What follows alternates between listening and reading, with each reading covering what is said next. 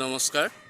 মই বৰ্তমান উপস্থিত আছোঁ আমাৰ শিৱসাগৰ বৰ্ডিং খেলপথাৰত, যিটো আমাৰ ইয়াত হেলিপেড বনোৱা আছে। হেলিপেডৰ কিছু দৃশ্য আগবঢ়াইছোঁ। তো বৰ্তমান বৰষুণৰ বতৰত প্ৰশাসনে বহুত কষ্টৰে হেলিপেডটো ইয়াত টেম্পৰাৰী বহাইছে, যিমানখিনি পাৰিছে চেষ্টা কৰিছে আৰু সুন্দৰভাৱে গোটেই ছিষ্টেমটো বনাই আছে।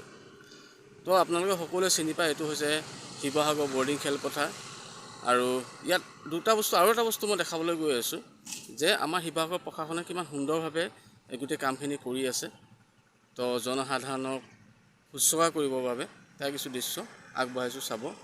এইটো হৈছে শিৱসাগৰ বৰ্ডিং খেলপথাৰৰ হেলিপেড আৰু লগতে ইয়াৰ কাষতে আছে সময় দেখিবলৈ পাইছে বৰ্ডিং খেলপথাৰৰ কাষতে যিটো মেইন ৰাস্তা, মানে শিৱসাগৰ